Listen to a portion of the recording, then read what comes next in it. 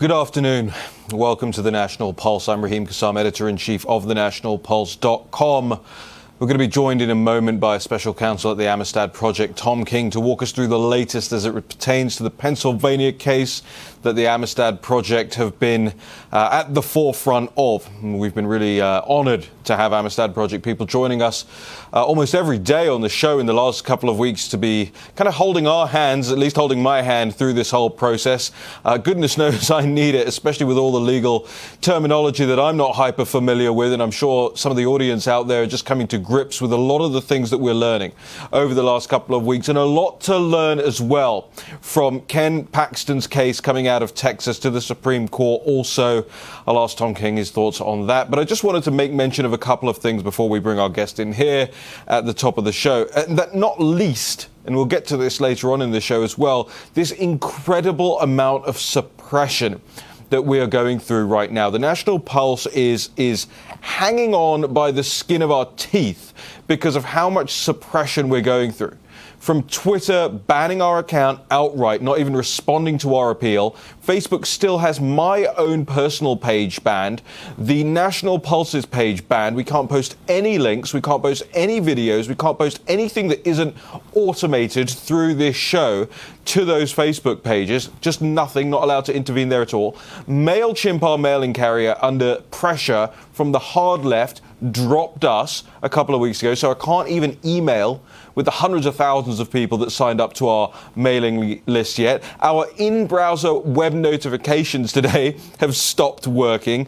One other thing, we had a live blog, remember Natalie's live blog during the election, those guys trying to stick us with $1,000 bill for that purpose.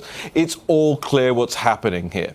They are all moving together. They are all trying to shut us out and shut us down.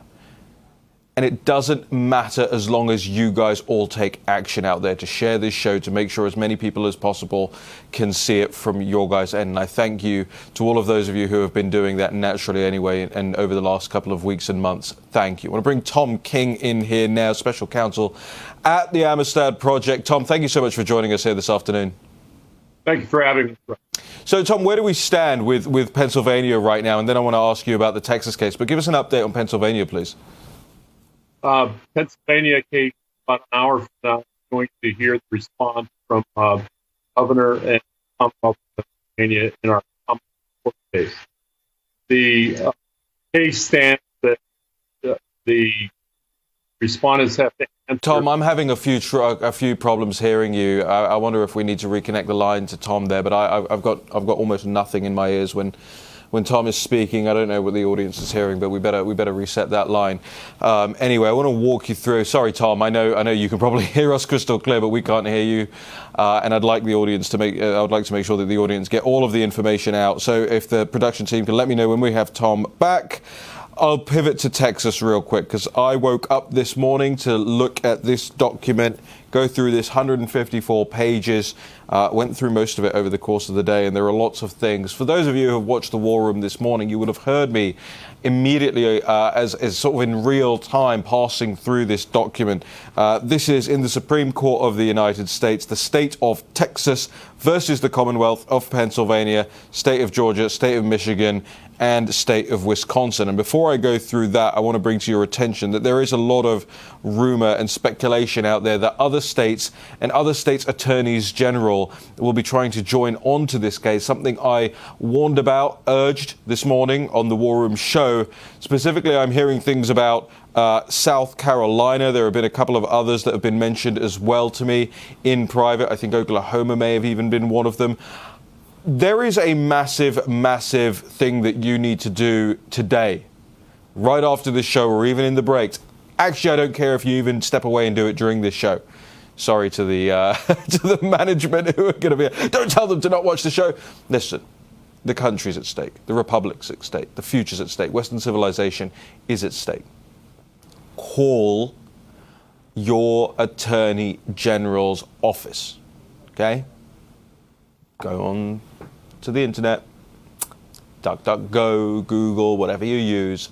Find out the office number and the email address for your attorney general in your state. I don't care which state You might be in California. Do it anyway.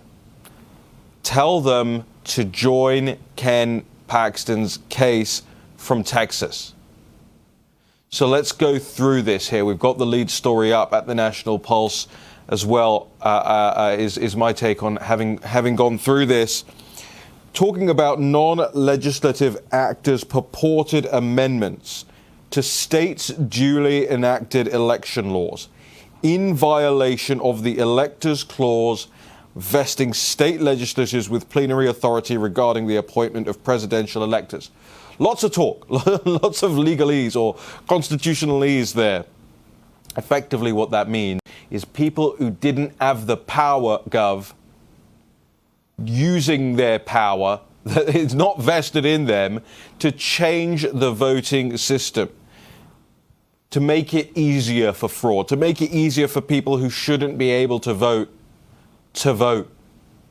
It goes on, it talks about the unconstitutional relaxation of ballot integrity protections in those states' election laws. Remember, we're talking about the Commonwealth of Pennsylvania, the state of Georgia, the state of Michigan, and the state of Wisconsin as defendants in this case. Taken together, it says, these flaws affect an outcome determinative number of popular votes in a group of states that cast outcome determinative numbers of electoral votes. This court should grant leave to file the complaint and ultimately enjoin the use of unlawful election results without review and ratification by the defendant states' legislatures and remand to the defendant states' respective legislatures. Okay? More of that. And Tom King. Off to the break.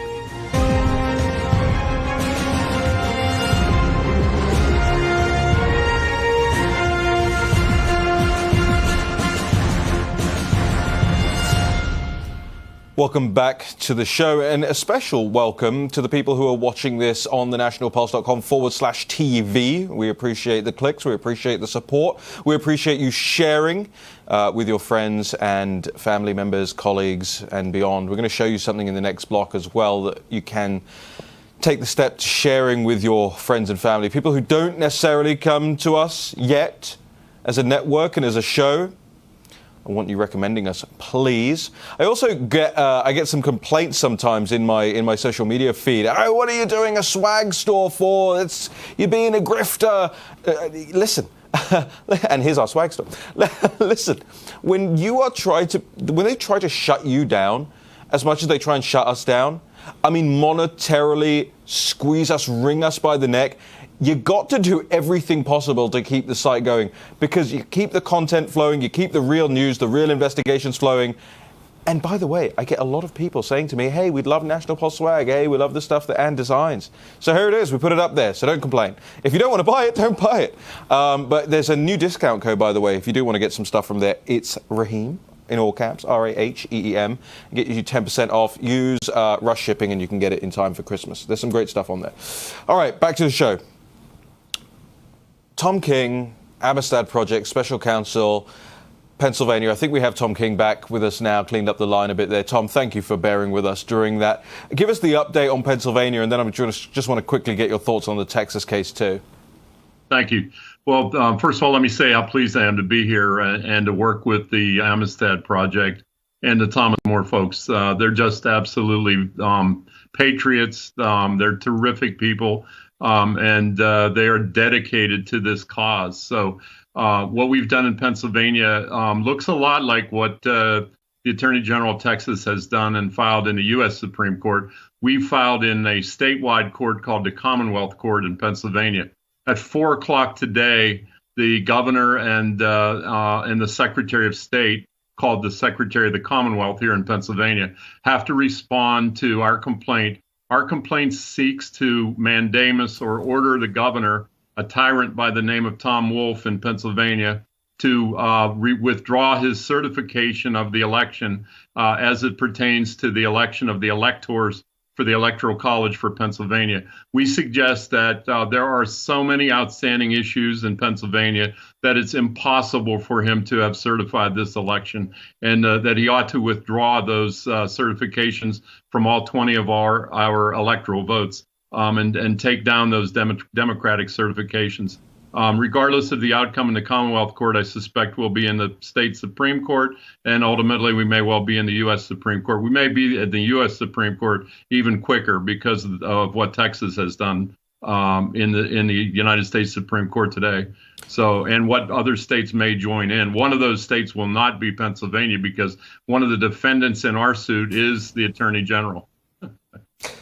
Unbelievable. But I am hearing that there are other states who, or at least some attorneys general, who are looking seriously at getting involved in this. I mean, it goes right to the heart of the Constitution, does it not? The way that the electors are chosen, and for the states to disregard their own statutes in this regard.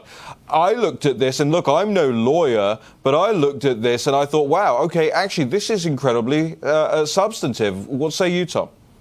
Yes, absolutely. The Elections Clause in the United States Constitution clearly provides that it's the legislatures of the states that set up the process for the selection of the delegates to the Electoral College. So those Electoral College votes are decided by a system that each legislature in the United States has the right to control. What the Texas suit is talking about is that people who didn't have the right to control those processes, such as the Supreme Court of Pennsylvania, who literally rewrote our election code, extended the deadlines for submitting ballots, allowed for ballots to be submitted without signatures, without dates, without addresses, without anything, to be dropped in drop boxes. In one case, the drop boxes in Delaware County, Pennsylvania, right outside of Philadelphia. The drop boxes, and by the way, you were mentioning our friend on Facebook, Mr. Zuckerberg, and I use that term in the ironic sense. Mr. Zuckerberg is at the root of this problem. He and David Plouffe, Obama's former campaign chief, who became an advisor to Zuckerberg, and the Zuckerberg Foundation. Zuckerberg provided over $400 million to the blue counties and cities in the United States to try to influence this election, and they did it. They bought the drop boxes in Philadelphia. They paid the election officials in Philadelphia. They even paid for the salaries of the judges of election in Philadelphia. They bought enough drop boxes in Delaware County, Pennsylvania, which is right next to Philadelphia, big county. They bought enough drop boxes that Delaware County had half of the drop boxes in the entire state of Pennsylvania. And those drop boxes were supposed to have video surveillance, and they did, except the video surveillance was operated by solar power. So the solar power didn't work at night. So, I had to personally get involved. They sicked the police on the watchdog group in Delaware County who were watching to see who was trying to drop ballots. I had to speak personally at night to local police force who the Democrats tried to get to arrest the watchdog group who were watching the ballots and watching the drop boxes. So we ended up in court down there. The Amistad Project represented the patriots, the citizens who were trying to watch the process. I don't know if they were Republicans or Democrats. I have no idea. But they were good people who wanted to see the process and make it transparent. We ended up in a courtroom in Delaware County, getting a judge involved, and the district attorney actually came to the hearing because he had threatened these people. He had threatened the watchdogs that they were intimidating the voters, or they were intimidating the people that were doing their job. Intimidating meant watching the process, which has been part of Pennsylvania's history for as long as we've had an election code. We've had watchers. In Philadelphia, we had watchers who were so far back that they were trying to watch the process with binoculars. I was there. Tom, I was there. I was standing outside of the room on the street with the protesters. It was extraordinary. Tom, we got a hard out here for the break, but why don't you let people know where can people follow the Amistad Project and all the work that's going on right now? If they go to the website for the Thomas More Society, Thomas More Legal Society, out of Chicago, or they go to www.got-freedom.com. You can see some pretty cool stuff, Raheem. Tom, we're incredibly appreciative for your time, incredibly appreciative for your work. Tom King there, Amistad Project. Thank you so much for joining us here. We'll be right back.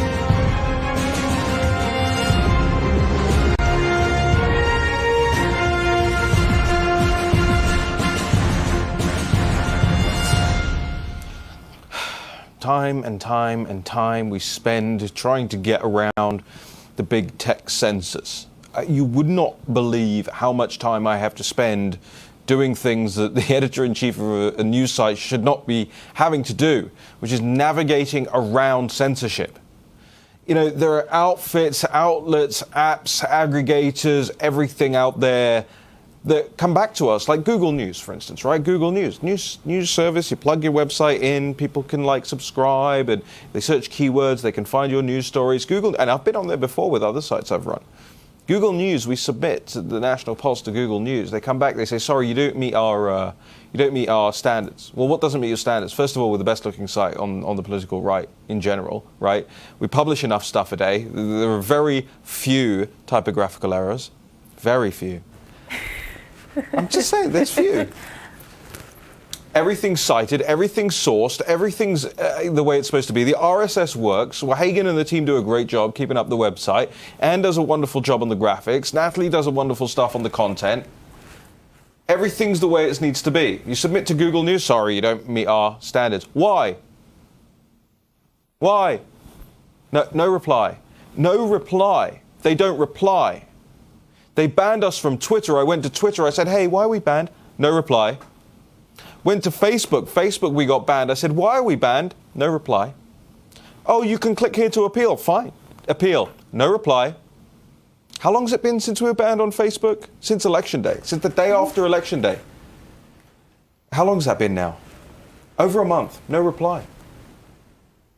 I go to all these other tech companies that we use. We pay for the privilege of using these things to reach more people, to make sure that real news gets served. Do any of these companies come to us, by the way, and say, well, you see, in this article, you said something we disagree with, and therefore, I mean, not that should colour the fact that we're paying customers of these people anyway, right?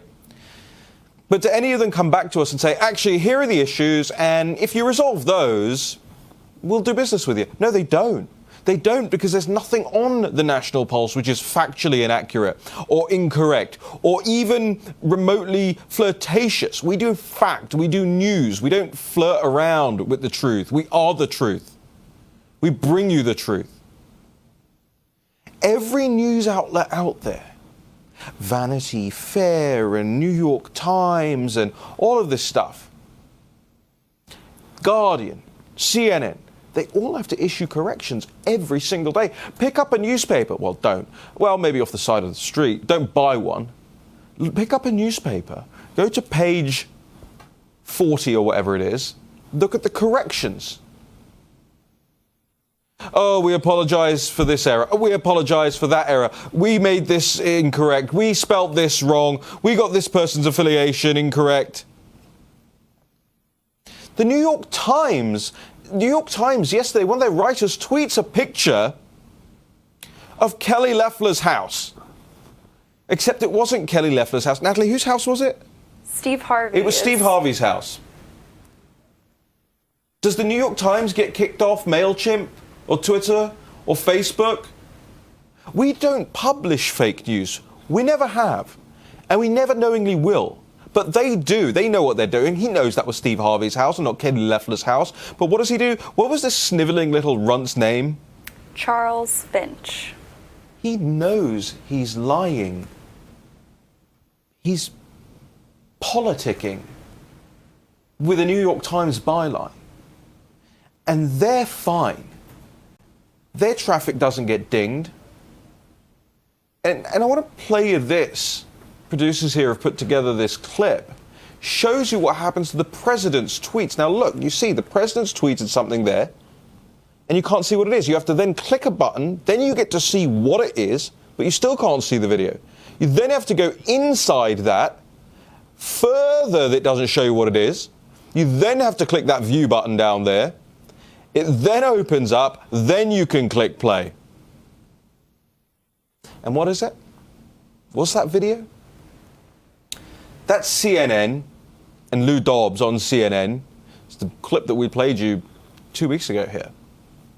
Talking about foreign, Venezuelan-linked, Dominion, Smartmatic voting systems. from years and years and years ago. The president tweets it and it's hidden. And by the way, then what happens? Let's put these pictures up. Let's see. Look, so now this is how it appears on the president's feed. What you saw was how it appeared when he originally did it. Now this is how it appears. So let's click through and see why it's showing like that now. Oh, look, they banned the account for tweeting a factually accurate video, full clip, not edited, of what CNN itself had reported about Dominion and these voting systems that were used in this election, this steal, this fraud, this farce. And it's a farce, and I challenge anybody from any of the big tech firms to come on the show and explain yourselves. If you don't want to do an interview with me, fine, Natalie will do it. Don't want to do an interview with Natalie, fine. Pick your anchor on Real America's Voice, come on here like the big tough people you are hiding behind your keyboards and explain yourselves. But you won't. And then, of course, the media says that we, the political right, we are fomenting unrest, that we're causing division, that we're stifling others' rights. No, that's not what's happening. The censorship, the tyranny, the destruction, the division, the hatred is coming from the people who, instead of hearing your arguments and instead of reporting and using what's on our website, the news, would rather shut us up, shut you down. They're going to complain when we turn out in our thousands upon thousands upon thousands outside Twitter's headquarters. They'll cry. They'll say that we're trying to intimidate their poor employees. Well, their poor employees have waged a war on us, our beliefs, our philosophies, our nations, and our civilization. We'll be right back after this short break.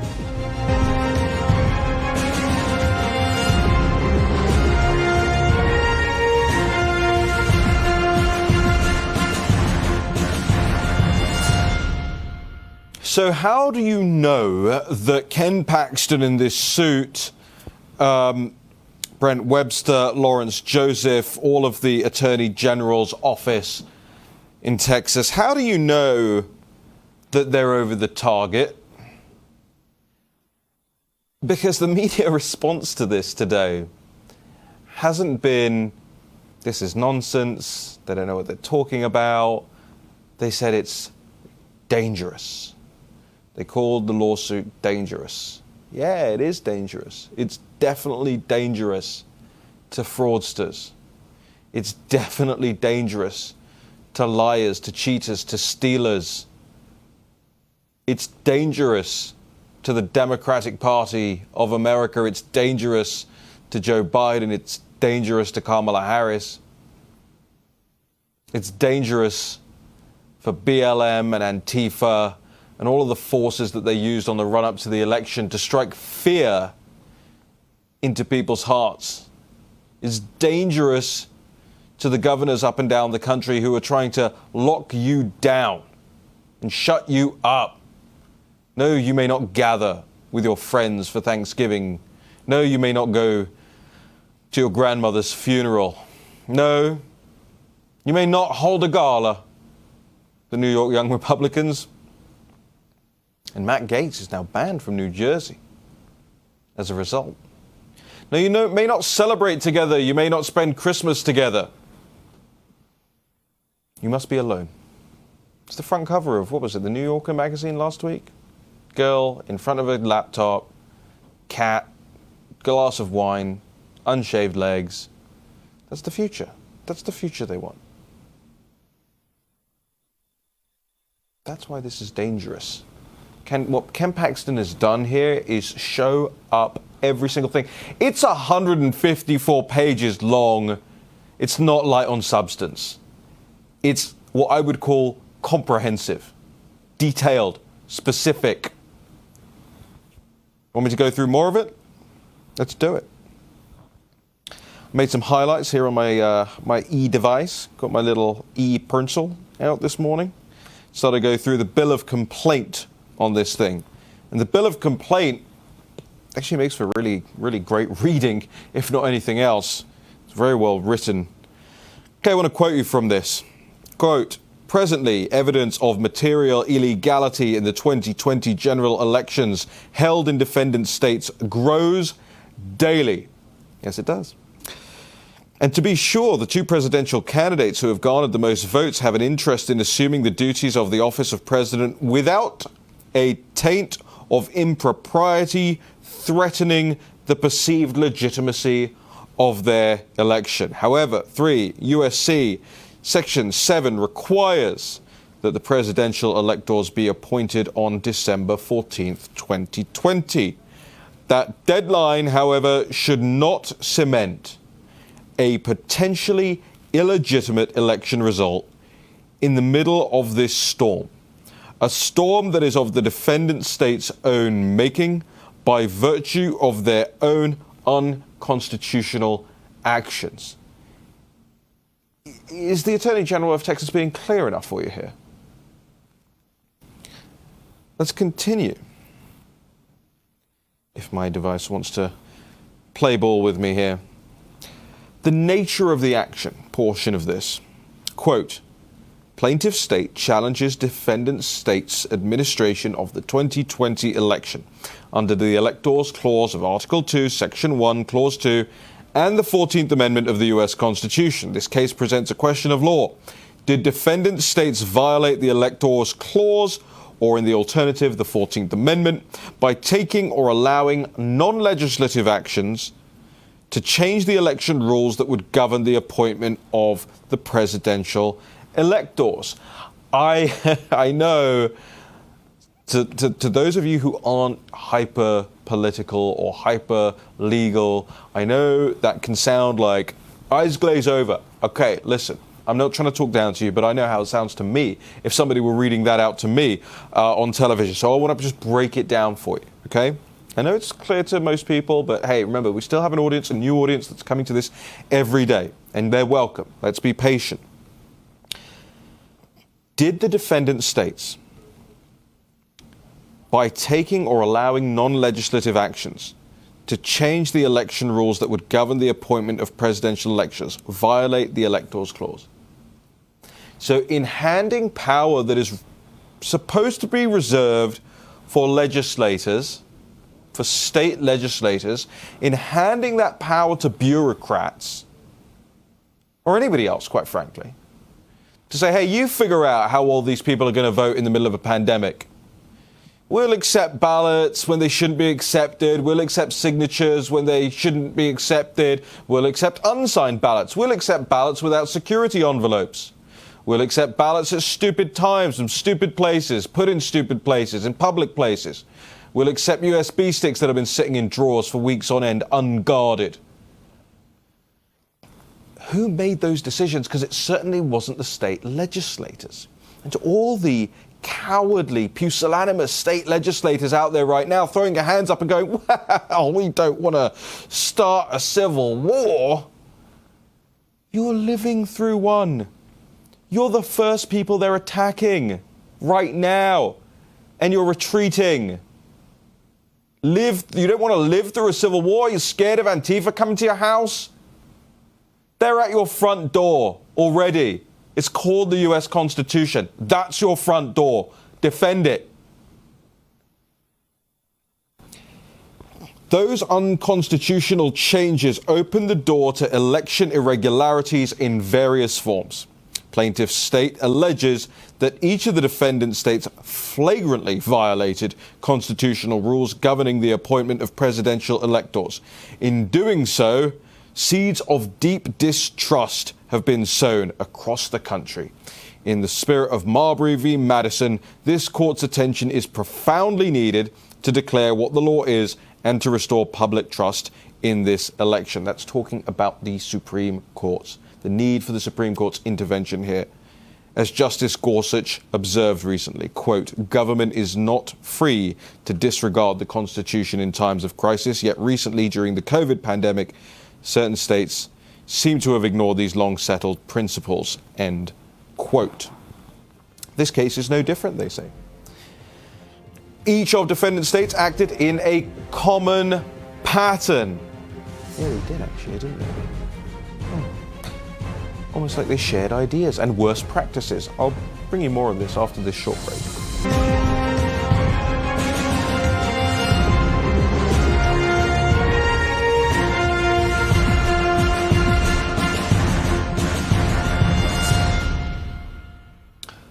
Welcome back to the National Pulse. A couple things before I get back to this Texas thing, and we're going to have another guest joining us in a moment as well. Hopefully. I like the tips that I get on the website. We have a little tips section where people can message me, and I try and read all of them. There's a lot, but I try and read all of them. Got a lot of sartorial tips lately. I'm not sure if that's because people realize that I'm into it and are just offering their 2 cents, or they think I'm bad at it. Now, let me tell you, as one of the best dressed men in Washington, D.C., it weighs on my mind. So you got to tell me where this is coming from. The other one is the thing that made me think about that is because I just got one in just now in one of the last breaks. It says, Raheem, you need to sue social media companies for cash money damages. Whining won't work. They don't care what you think. Meanwhile, just use Gab, Parler, etc. Ask for some pro bono lawyers to come on your show. Not as easy as that, but thank you for the advice. We are and have and continue to look into it. Of course, the tech companies enjoy the protections under Section 230 of the Communications Decency Act. Once that's out the way, we know this president is trying to do something about that. As much as 230 is kind of a sop, should be massive antitrust cases, is what we should be hearing right now. But okay, it's a start. We'll get over those hurdles, the things that defend the big tech companies against the little guy, me, just here in the Washington, D.C. studios. I also want to thank Todd, who just joined as a member. You can do so at thenationalpulse.com/support. Goodness knows we need it. Need your help all day, every day. And the most important part, by the way, of being a member of the National Pulse, I think, is our Discord chat channel. Now, hundreds of people in there, all exchanging ideas, free-flowing every day. Some great folks, some wonderful discussions, a few arguments, and I dip in there several times a day to hang out with everybody who's going through the news in the same way that we are here. I want to know if do we have our guest yet, by the way? Let me see if the producers have a guest yet. No, apparently not. All right, I'll tell you what we'll do. Let me finish off here with some more of this Texas case. Now, a lot of it then goes on to talk about the specifics, and a lot of the specifics we've covered here on the show, across all the different states, what is being found, the videos, the statistical anomalies, and beyond. But I just want to conclude with this before we pivot to Natalie and some of the stories we're breaking at the National Pulse. We have an analysis piece from Tony Shaffer. As I say, Lieutenant Colonel, you say Lieutenant Colonel Tony Shaffer. that'll be on the site very shortly, exclusive to the National Pulse. So be on the lookout for that. But I want to get back to this Texas, okay? Ken Paxton. Just if the hard drive was from hell, the lawsuit's from heaven, okay? Quote, each of defendant states acted in a common pattern. Yes, they did. Acted in a common pattern. State officials, sometimes through pending litigation, e.g. settling friendly suits, and sometimes unilaterally by executive fiat, announced new rules for the conduct of the 2020 election that were inconsistent with existing state statutes defining what constitutes a lawful vote. Again, acting unilaterally, executive fiat, which is going above and beyond what they're constitutionally allowed to do with their power, i.e. they don't have that power, announcing new rules for the conduct of the election that were inconsistent with existing state statutes. Existing state statutes being things like, hey, You've got to check the signatures on the ballots. They can't come in just at whatever time you want. They can't just drop them off wherever you like. This is serious stuff. Defendant states also failed to segregate ballots in a manner that would permit accurate analysis to determine which ballots were cast in conformity with the legislatively set rules and which were not, i.e., they mixed them all together. So that when you do an audit, when you do a recount, you can't look at one now and go, oh, this didn't have a security envelope on it, because they got rid of that. They just have the ballot papers now. So now you can't even tell which were good and which weren't good. I know a lot of you know this. This is especially true of the mail-in ballots in these states. By waiving, lowering, and otherwise failing to follow the state statutory requirements for signature validation, and other processes for ballot security, the entire body, listen to this, important, the entire body of such ballots is now constitutionally suspect and may not legitimately be used to determine allocation of the defendant state's presidential electors. I'm going to read that to you one more time.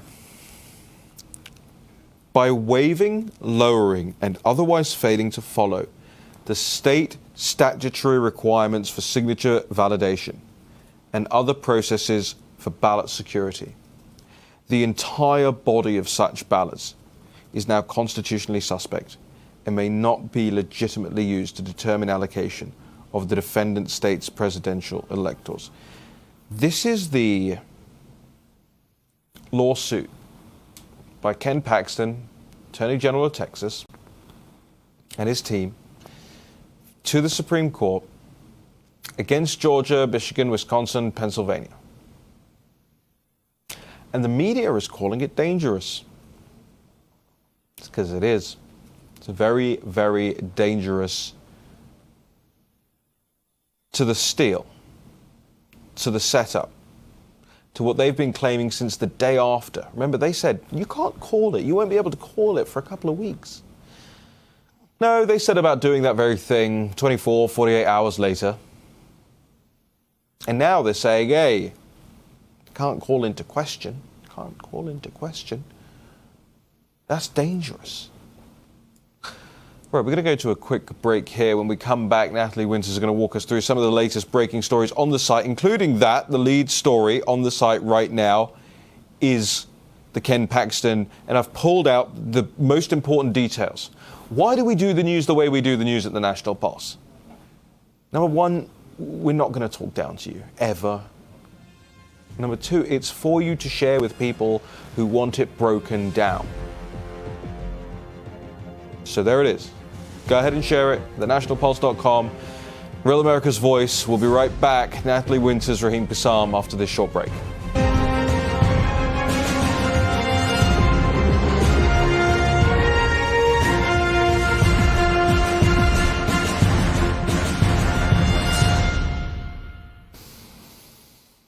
Well, that which won't kill us will only make us stronger. Kanye West. 3 million page views so far on the month at thenationalpulse.com. We're grateful for every single one of you out there clicking and sharing, because we can't. I'm not allowed to share our own articles. So please do it for us.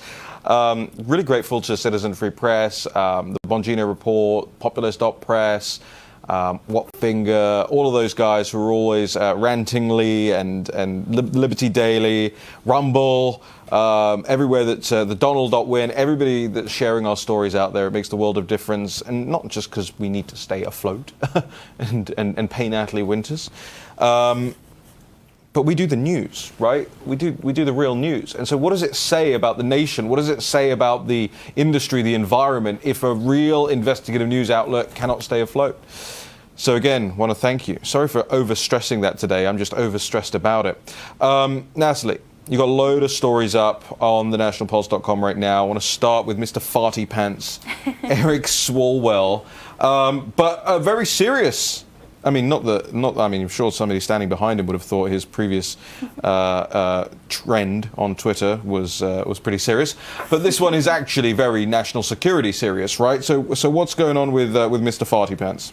Sure. Well, a Chinese spy, effectively coming from their Ministry of State Security, for almost a decade, was dispatched to essentially target politicians in the Bay Area of California, which it's California, it's really a Democratic stronghold. And the politician that she had the strongest ties to, specifically in the form of helping fundraise for his campaign and even influencing personnel decisions in his office, the report, which is on Axios, says that she helped, quote, place an intern into his, I believe it was then a district level position.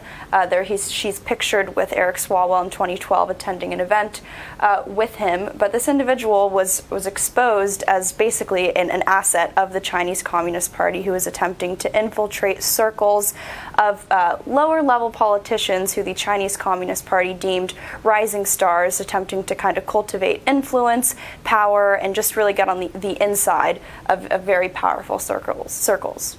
And so this was Swalwell, who did he run for president?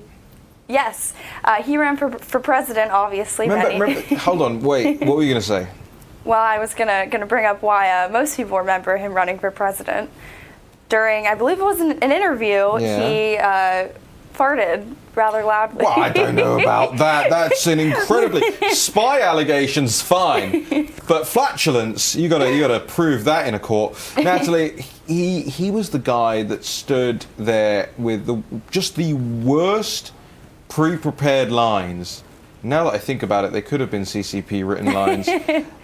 Just remember he looked over at Joe Biden and he said, "Pass the torch, pass the torch." And it was this. He expected this big eruption of applause from the audience, and he got a small smattering. It makes you and so wonder. did the person standing behind him during that interview. I would say it makes you wonder why the Chinese Communist Party labeled him a rising star. But nevertheless, this individual, Fang Fang was her Chinese name, also targeted a host of other politicians volunteering for campaigns, specifically Ro Khanna, Tulsi Gabbard, a Fremont City Council member, Raj Salwan, and she's pictured alongside many of these individuals just on open source data on Facebook, on social media. So Judy Chu is another one who she was involved with. Mike Honda, frankly, all Democrat from what I'm seeing. And this isn't just about Farty Pants, but he accepted fundraising, I think, from this individual, and it does go to the sort of wider thing: is, hey, if this is the one we know about, what are the ones we don't? And this is not a Democrat versus Republican thing. This is happening on both sides, all sides. Definitely. I would say this is the tip of the iceberg in terms of this is what we can only see. I'm sure there's a lot more going on underneath the surface that's yet to be reported on. And while the fundraising aspect is really concerning, I think the line from the Axios piece that stood out the most to me was, quote, Fang helped place at least one intern in Swalwell's office, according to those same people, and interacted with Swalwell at multiple events over the course of several years. So you're seeing effectively personnel and HR decisions, I mean, being influenced by the Chinese Communist Party and foreign assets are determining who are influencing, if not helping to suggest where American policy should go. This really vindicates everything I think we've been saying for months at the National Pulse. And we will continue to, I think, be vindicated as more of this information comes out. Let's go to the two other stories real quick that, I mean, we've got a lot more than two other stories up there, but I want to cover these real quick. Jesse Morgan, one of the Amistad Project's whistleblowers, was on with Steve Bannon this morning on the War Room, talking about the USPS truck carrying the fraudulent ballots.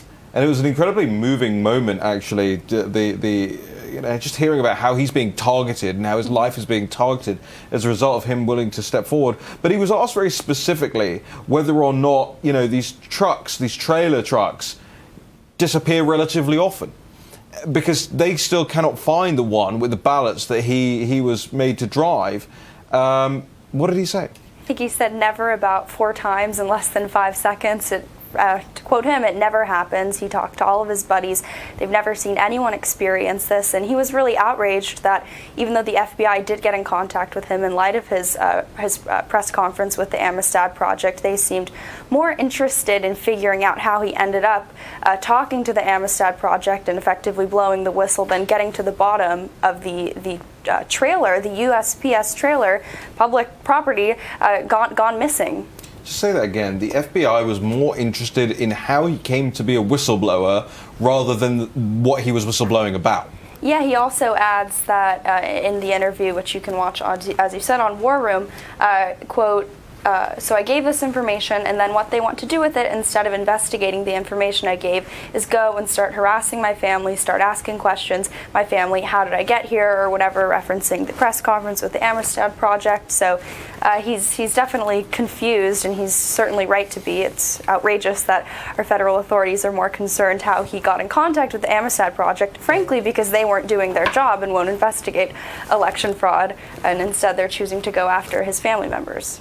Extraordinary stuff. Natalie Winters, thank you for the update. We've got only 30 seconds left here in the show. I want you all to stick around. David Brody and the water cooler are up next here on Real America's Voice. Go and check out thenationalpulse.com. Look at the breaking section of the site. We've got a new one up from the Open the Books guys talking about Dominion Voting Systems, how much they underreported their revenue by and how much they were paid according to public records recently accessed. Over at thenationalpulse.com. We'll see you again tomorrow at 3 p.m.